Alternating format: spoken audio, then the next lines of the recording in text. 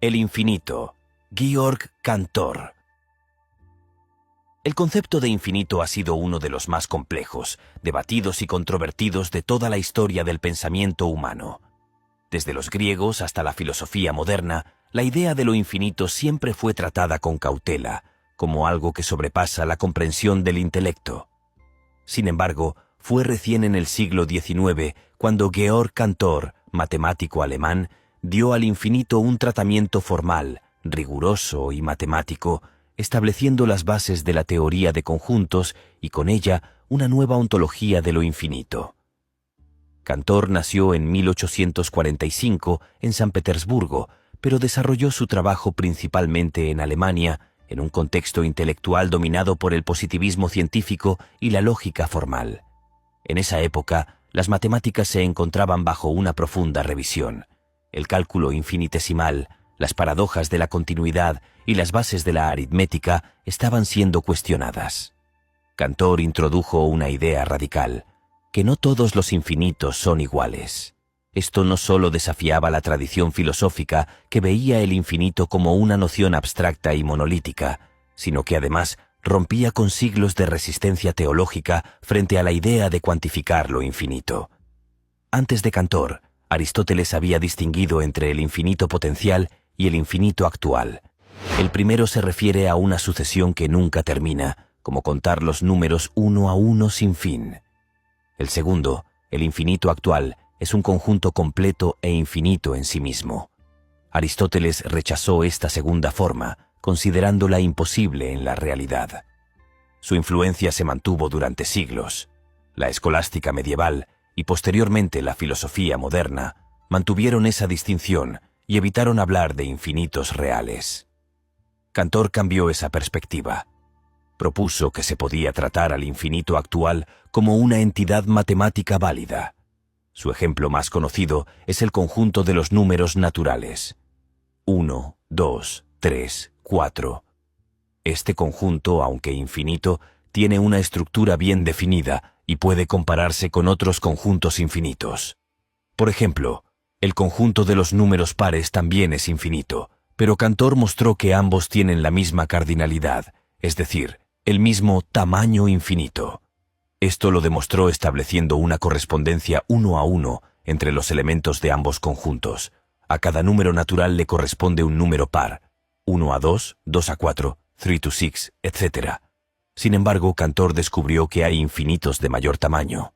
Por ejemplo, el conjunto de los números reales, que incluye todos los decimales entre 0 y 1, no puede ponerse en correspondencia 1 a 1 con los naturales. Es decir, hay más números reales que naturales. A este descubrimiento lo llamó infinito no numerable.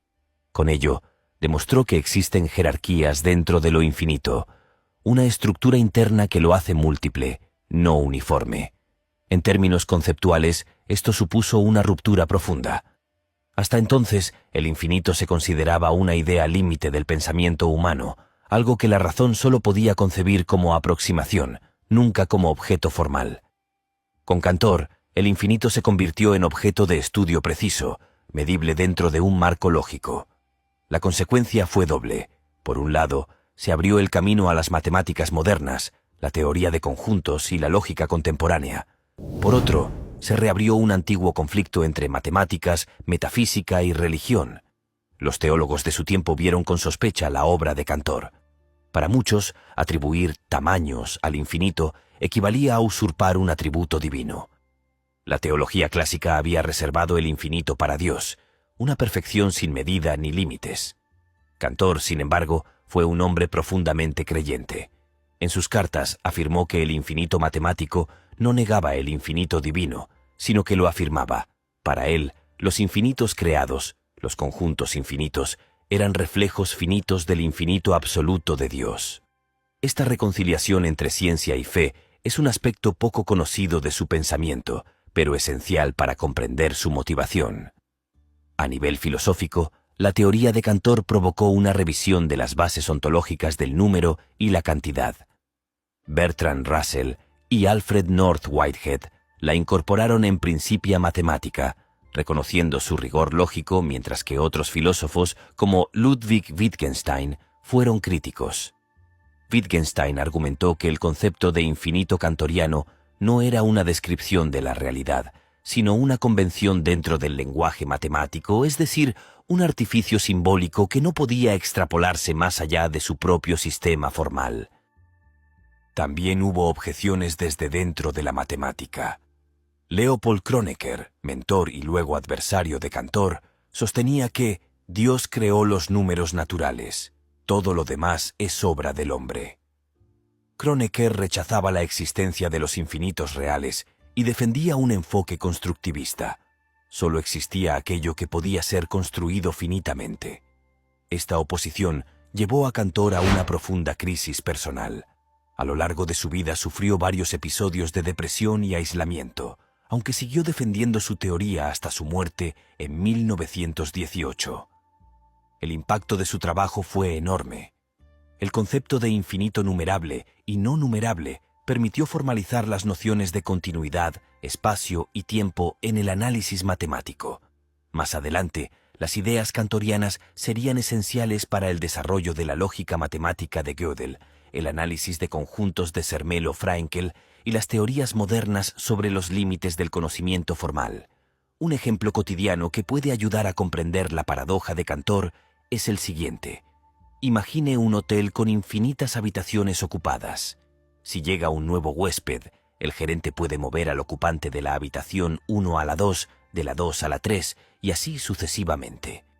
De esta manera, se libera la habitación 1 para el nuevo visitante, aunque todas las habitaciones estaban inicialmente llenas. Este ejemplo, conocido como el Hotel Infinito de Hilbert, ilustra cómo un conjunto infinito puede seguir creciendo sin aumentar en cardinalidad.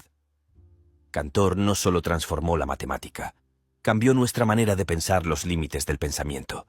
Antes de él, lo infinito era un misterio inaccesible. Después de él, se convirtió en una estructura racional que podía ser analizada, clasificada y comparada. Aún así, la paradoja persiste. El infinito, incluso tratado matemáticamente, sigue siendo un espejo de las tensiones entre razón y trascendencia. La filosofía contemporánea del lenguaje y de la ciencia continúa discutiendo sus implicaciones. Algunos filósofos, como Alain Badiou, han retomado a Cantor para construir una ontología del ser basada en la multiplicidad pura. En su obra El ser y el acontecimiento, Badiou sostiene que la teoría de conjuntos cantoriana es la verdadera metafísica de la modernidad. El ser no es unidad, sino multiplicidad infinita. Lecturas recomendadas. Georg Cantor. Contribuciones a la teoría de los conjuntos transfinito. Bertrand Russell. Los principios de la matemática. Ludwig Wittgenstein. Tractatus Logico-Philosophicus. Alain Badiou. El ser y el acontecimiento. Ernst Cassirer. El problema del conocimiento en la filosofía y en la ciencia moderna.